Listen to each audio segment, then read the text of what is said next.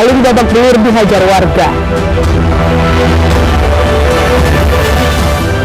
Longsor Jalim Sum lumpuh selama 6 jam. Aksi tawuran remaja resahkan warga.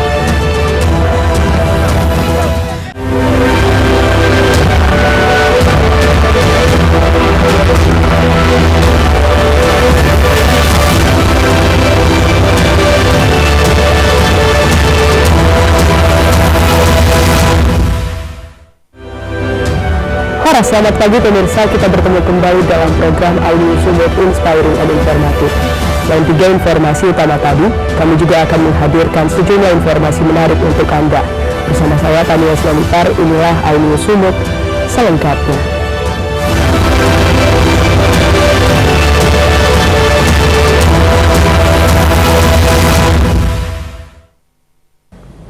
Pemirsa, seorang maling babak belur dihajar warga setelah ditangkap pemilik rumah saat berusaha mencuri barang dagangan di Jalan Kamboja, Kisaran, Kabupaten Asahan, Sumatera Utara pada Sabtu malam. Wajah pelaku babak belur diamuk warga.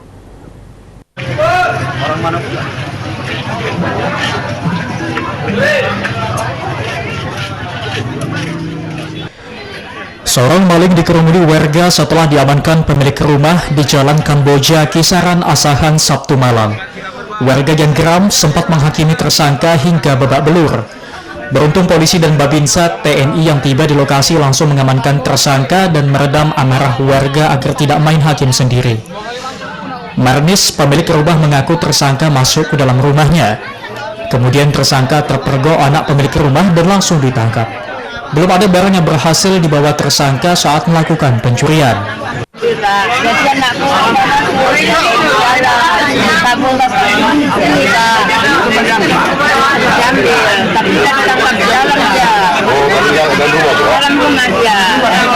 Udah sempat masuk tadi, Bu? Saya sempat masuk. Udah sempat masuk. Apa yang udah diambil tadi? Belum ada sempat mengambil. Oh, ketahuannya gimana ketahuannya? Ketahuannya nggak ada. Untuk kepentingan penyidikan, tersangka dibawa ke Mapolres Asahan guna dimintai keterangan. Dari Asahan, Ulil Amri, iNews melaporkan.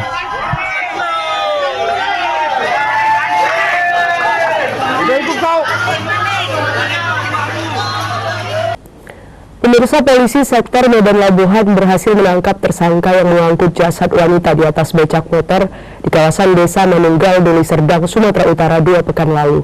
Terungkap motif tersangka menghabisi nyawa korban karena sakit hati diejek serta masalah bisnis jual beli beras bersama.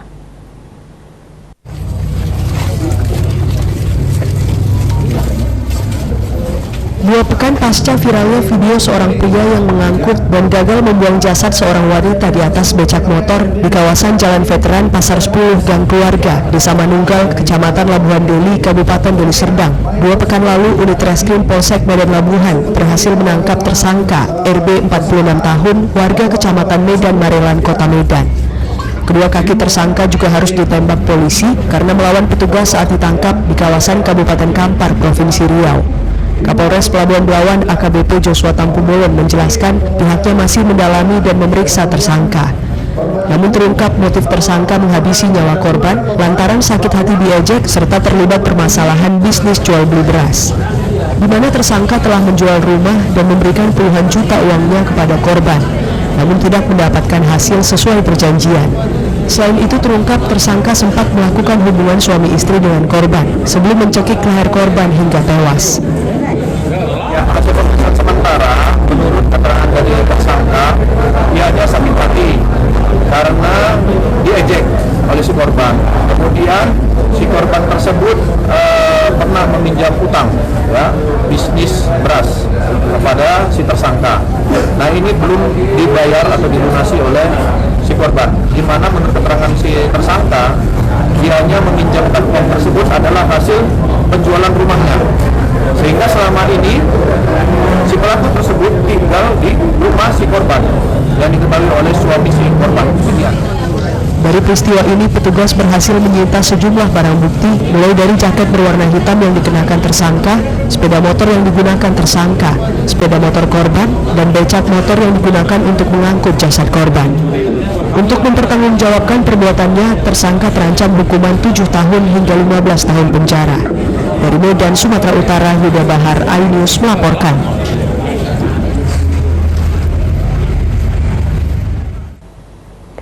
Pemirsa, tokoh masyarakat Sumut Parlindungan menghadiri pembukaan turnamen bola voli atau turnamen All Track Putri usia 45 dengan memperebutkan Piala Dewan Paguyuban mantan pemain bola voli Sumut yang diselenggarakan di Jalan Masjid, Dusun 6, Desa Helvetia, Kecamatan Labuan Deli, Kabupaten Deli Serdang.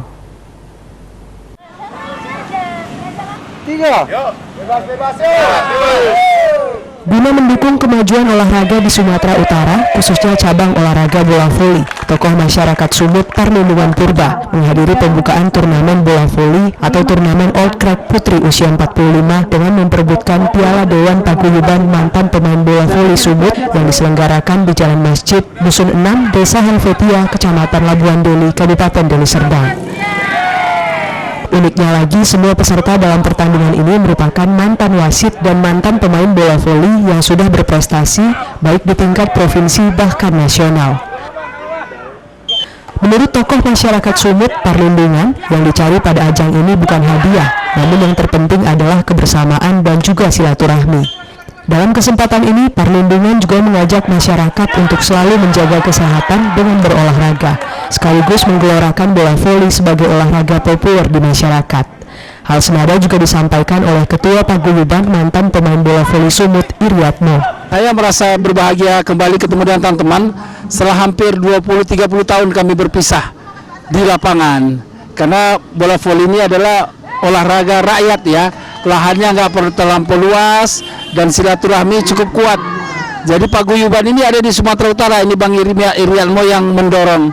Harapannya kita tetap guyup bersama waktu suka dan duka, dan disinilah di lapangan olahraga voli ini kita berkomunikasi ya, bawa keluarga masing-masing, karena toh kita sudah rata-rata di umur di atas 40 nih semua nih.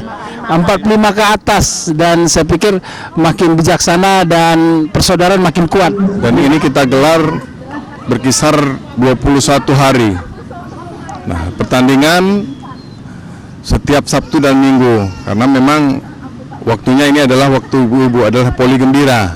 Ya, jadi kita memang adalah sebagian dari silaturahmi. Kami dari mantan-mantan pemain voli, saya selaku Ketua Paguyuban mantan pemain voli Sumatera Utara, bersamaan Bang Parlin, hari ini adalah momennya pialanya Dewan Pembina, karena beliau sendiri mantan Menpoli, juga pembina paguyuban. Parlindungan Purba juga menyebutkan kegiatan ini juga sebagai bentuk sosialisasi kepada masyarakat betapa pentingnya olahraga bagi kesehatan, sekaligus memicu semangat bagi generasi penerus bangsa untuk juga bisa meraih prestasi melalui bidang olahraga bola voli. Dari Medan, tim iNews melaporkan.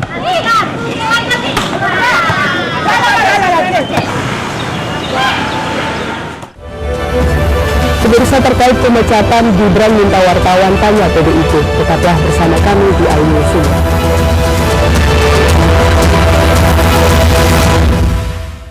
Mengupas makna dan tafsir Al-Quran bersama ulama terkemuka tanah air. Kaum min kaum khairun minal yadis sufla. Nggak bakal bisa dibayar oleh dunia dan seisinya. Jelas, lugas untuk kehidupan sehari-hari. Di antara yang merusak hati adalah buruk sangka. Wa aqimus salah wa atuz zakah. Itu pun sejajar dengan jihad fisabilillah. Cahaya Hati Indonesia, Sabtu dan Minggu pukul 12 siang di iNews. Hadir menemani pagi Anda dengan sajian informasi unik dan menarik. Hutan yang merupakan hewan asli Papua Nugini, dari Jepang disebut sebagai kare raisu. Menghadirkan bintang tamu yang menginspirasi. Apa ini? Ini lemon. Oh, lemon. Iya. Kita perut dipotongin dengan dekat bagian mata. Kalau nggak Morning potong Update Senin sampai Jumat pukul 7 pagi di iNews.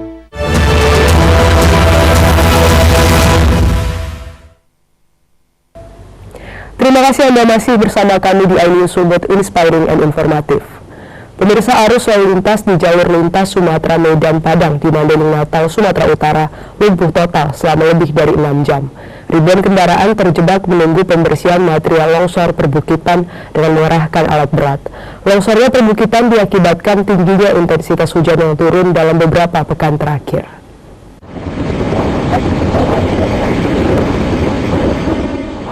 Tebing di tepi jalur lintas Sumatera, tepatnya di Desa Muara Mais, Mandailing Natal, Sumatera Utara, longsor dan menutup seluruh badan jalan. Akibatnya arus lalu lintas dari Provinsi Sumatera Utara menuju Sumatera Barat ataupun sebaliknya lumpuh total. Longsor terjadi sejak Kamis pagi lalu setelah dipicu tingginya intensitas hujan yang turun dalam 1 pekan terakhir. Petugas dibantu instansi terkait pun harus berjibaku menyingkirkan material longsor dari badan jalan dan baru selesai dikerjakan selama 6 jam lamanya. Akibat musibah longsor ini, ribuan kendaraan sempat terjebak dan harus mengantri panjang hingga beberapa kilometer. Di lokasi juga tak tersedia jalur alternatif hingga membuat para pengguna jalan terpaksa bersabar menunggu pembersihan material longsor. Yang ganggu sih, kami udah seminggu di perjalanan. Ini mau dalam rangka apa nih? Ini mau pulang ke rumah. Maunya gimana? Cepat dibuka aja gimana? Emangnya cepat, aku udah seminggu ini di jalan, kasihan anakku. Kami dari jauh. Menjelang Kamis petang, material longsor akhirnya bisa dibersihkan sebagian hingga kendaraan kembali dapat melintas, meski secara bergantian dengan sistem satu arah. Dari Mandailing Natal, Ahmad Hussein Lubis, iNews melaporkan. Pemirsa, terkait pemecatan dirinya dan Bobi Nasution sebagai kader Partai Berlambang Benteng, Cawapres Koalisi Indonesia Maju, Gibran Rakabuming Raka, meminta wartawan menanyakannya langsung kepada internal Partai PDIP.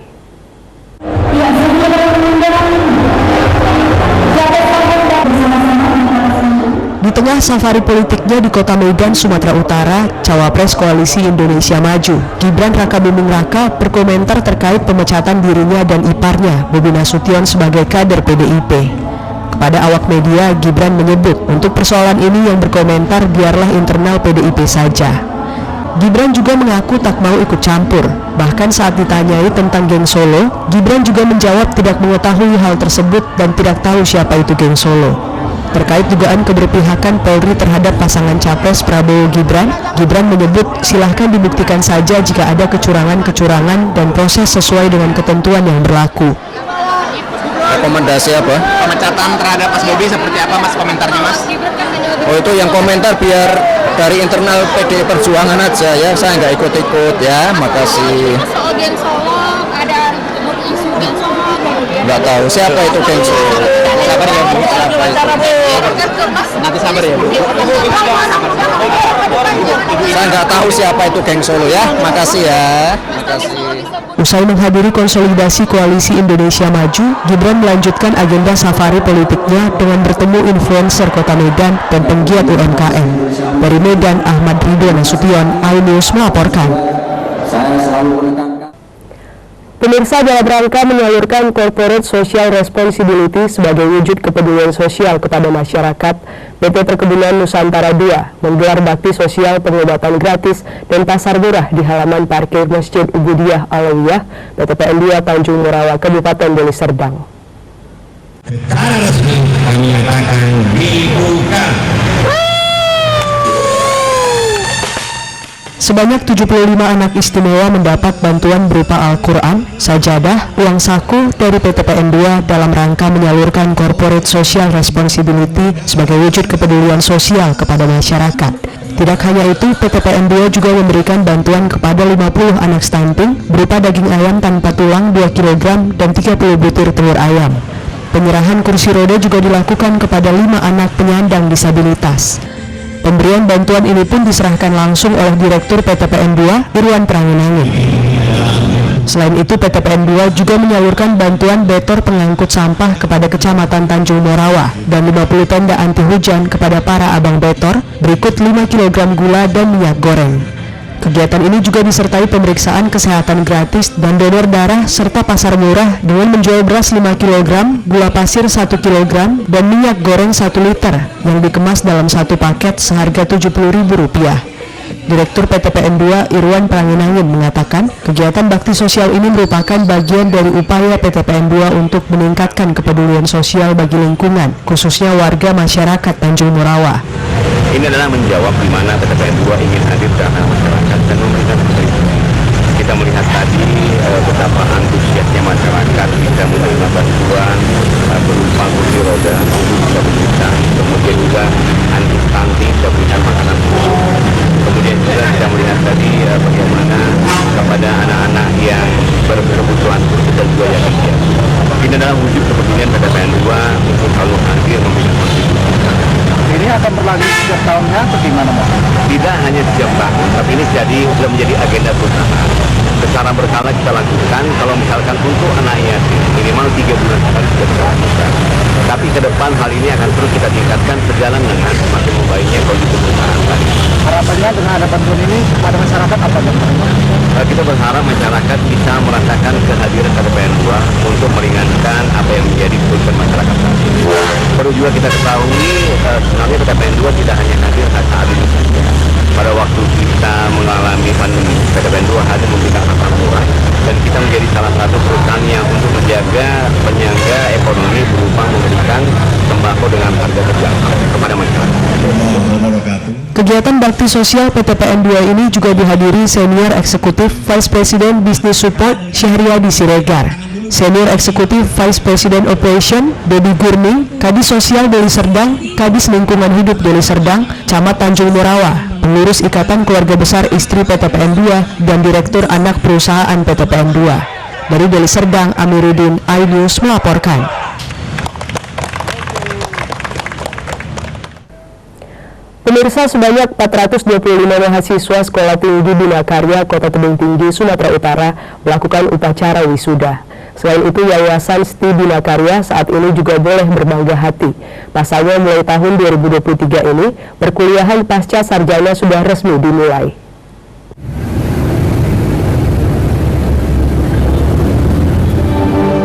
Kegiatan wisuda Yayasan Perguruan Sekolah Tinggi Ilmu Ekonomi atau STI Bina Karya Kota Tebing Tinggi ini digelar di Aula Gedung Balai Kartini, Jalan Gunung Leser.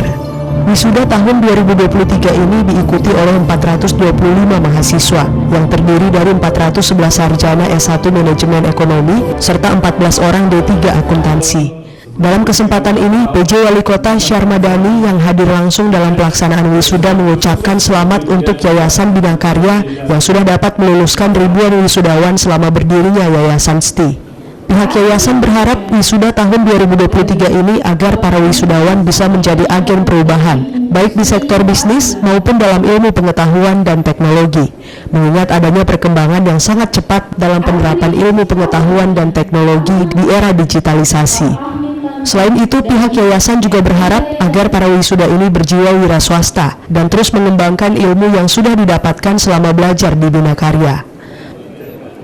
Untuk tahun 2023 ini, Yayasan STI Bina Karya Kota Tebing Tinggi juga sudah mulai melakukan perkuliahan untuk pasca sarjana dan akan kembali menerima mahasiswa pasca sarjana untuk angkatan kedua pada Mei tahun 2024.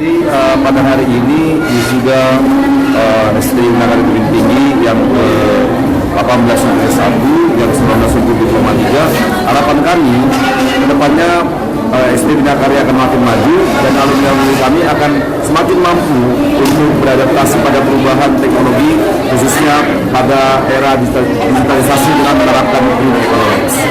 Untuk tahap universitas kita sudah penyusunan borang dan itu sudah kita awali dengan dimulainya program pasca sarjana S2 Magister Manajemen dan harapan kita 2024 itu akan tercapai karena sedang mempersiapkan 3 program studi yang baru. Ya, pesan kita ya, kita maunya semua wisuda bukan jadi pekerja, bukan jadi PNS atau ASN, tapi nggak kita larang. Tapi kalau bisa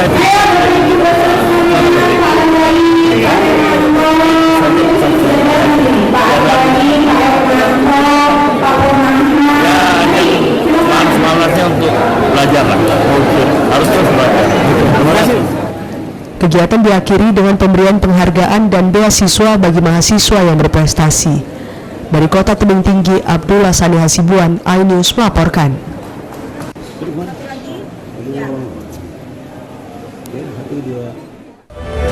Pemirsa, memeras anggota komisioner Bawaslu jadi tersangka. Tetaplah bersama kami di iNews Sumut.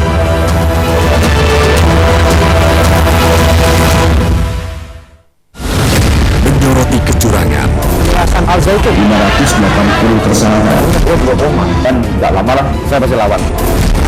Menyuarakan keadilan. Yang menghujat Supreme di sini sentuh oleh hukum tidak mencapai target. Orang mendalam dan eksklusif.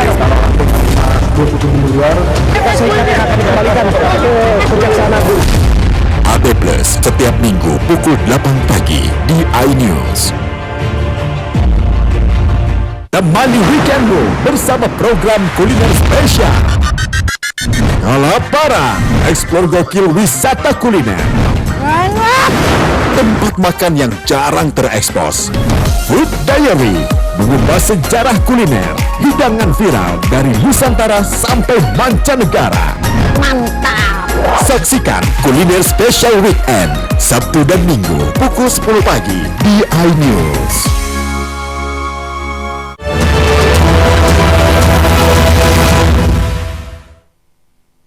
Terima kasih Anda masih bersama kami di iNews Sumut Inspiring and Informatif. Pemirsa, sekumpulan remaja yang hendak menggelar aksi tawuran dengan menggunakan senjata tajam viral di media sosial dan membuat resah warga di Jalan Pukat, Kelurahan Bantan, Kecamatan Tembung, Sumatera Utara.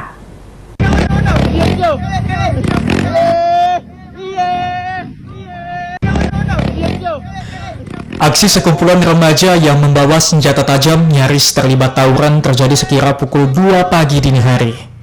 Aksi remaja geng motor membuat warga Jalan Pukat 4, Mandala Bypass, Kelurahan Bantan Timur resah. Pasalnya kedua kubu saling ejek di jalan lintas Mandala Bypass hingga nyaris tawuran menggunakan senjata tajam di jalan tersebut. Aksi mereka merembet ke warga dan melakukan pelemparan batu ke rumah warga dan mengakibatkan 2 warga terkena lemparan batu hingga dilarikan ke rumah sakit. Sasaran lemparan batu juga mengenai pedagang sate yang mengakibatkan gerobaknya pecah terkena serangan dari geng motor. Kejadiannya jam 2 malam, jadi kita sekarang lagi istirahat. Nah, tiba-tiba ada segerombolan pemuda bawa sajam menyerang ke arah kang kami, dan korbannya kami styling kami pecah katanya. Jadi harapan kami untuk pihak kepolisian agar selalu patroli untuk sekitar Mandala Bebas sekitarnya. Warga Jalan Pukat, Kelurahan Bantan, Kecamatan Tembung berharap kepada Polrestabes Medan dan Polsek Percut Setuan agar mengadakan patroli rutin setiap malam hingga dini hari. Dari Deli Serdang, Amiruddin, iNews melaporkan.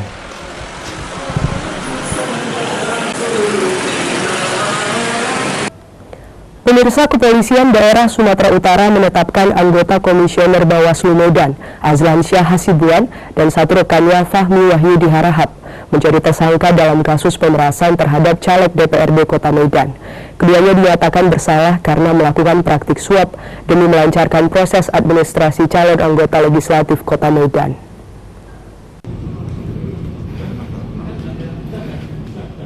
Tepat pada hari Jumat siang, penyidik dari tim Saber Pungli Sumatera Utara menetapkan anggota Komisioner Bawaslu Kota Medan, Azlan Syah Hasibuan, dan rekannya Wahyudi Harahap alias Midun sebagai tersangka dalam kasus tindak pidana pemerasan. Sebelumnya, tim Saber Pungli mengamankan 3 orang yang diduga melakukan praktik suap dan pemerasan. Ketiga pelaku diamankan di salah satu hotel di Kota Medan. Dari tangan para pelaku, petugas mengamankan uang tunai sejumlah 25 juta rupiah, yang diduga kuat uang tersebut akan diserahkan kepada Komisioner Bawaslu, Azlan Syah Hasibuan, guna melancarkan proses administrasi salah satu calon anggota legislatif Kota Medan. Kepala Bidang Humas Polda Sumut, Kombes Pol Hadi Wahyudi, mengatakan kasus ini sudah didalami oleh penyidik tim Saber Pungli. Sementara dugaan pemerasan yang dilakukan terkait pengurusan kelengkapan administrasi. Dari pendalaman yang ada, terindikasi kuat bahwa adanya pemerasan yang dilakukan oleh tersangka. Yang pertama yang sudah ditetapkan tersangka itu AH, yang kedua FWH. Kedua-duanya saat ini sudah dilakukan penahanan, dan tentu proses selanjutnya adalah proses penyidikan oleh Polres Sumatera Utara. Ada berapa saksi lagi kita periksa Pak, termasuk Ketua Bawaslu Medan atau Sumut, bagaimana Pak? Sudah ada beberapa saksi yang diminta keterangan, dan tentu akan berkembang proses pemeriksaan ini ke berikutnya. Selain tetapkan tersangka, penyidik Saber Pungli Polda Sumut juga masih melakukan pemeriksaan terhadap beberapa saksi yang kini belum diketahui siapa saja. Namun tidak tertutup kemungkinan pihak Bawaslu Medan dan Sumut akan turut diperiksa untuk memenuhi kebutuhan penyelidikan penyidik. Dari Medan, Aminur Rasid, iNews melaporkan. Pemirsa, sebagai bentuk solidaritas untuk rakyat Palestina yang hingga kini masih dalam penjajahan Israel, ratusan siswa-siswi Yayasan Nurul Amaliyah Tanjung Morawa menggelar sholat gaib dan doa bersama. Mereka juga melakukan penggalangan dana untuk dikirim kepada warga di Palestina, serta membawa pamflet mengecam serangan Israel ke Palestina.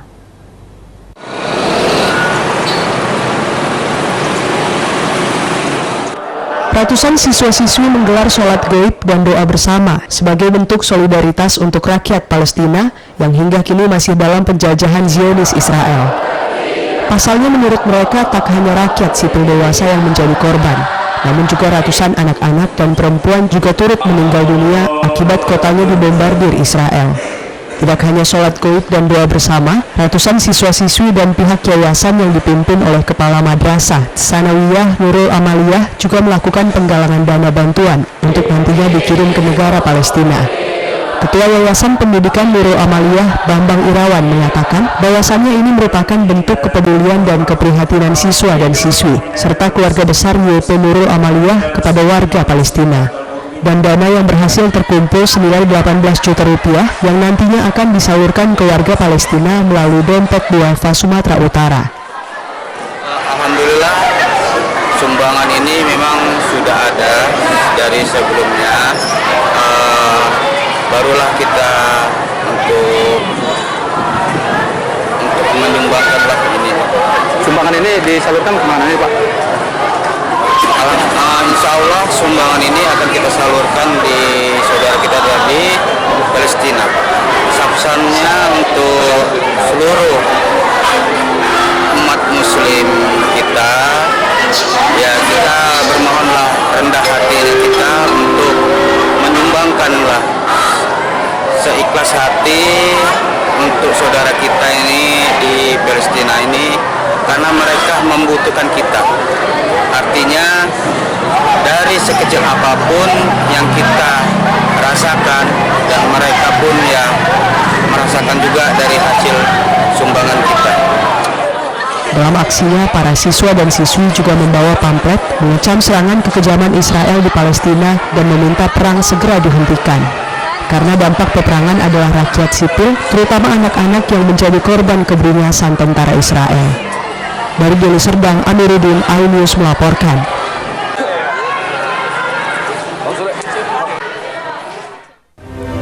Pemirsa, informasi tadi mengakhiri iNews Sumut hari ini. Saya Tania Swanipar mengucapkan terima kasih atas kebersamaan Anda. Selamat beraktivitas dan sampai jumpa.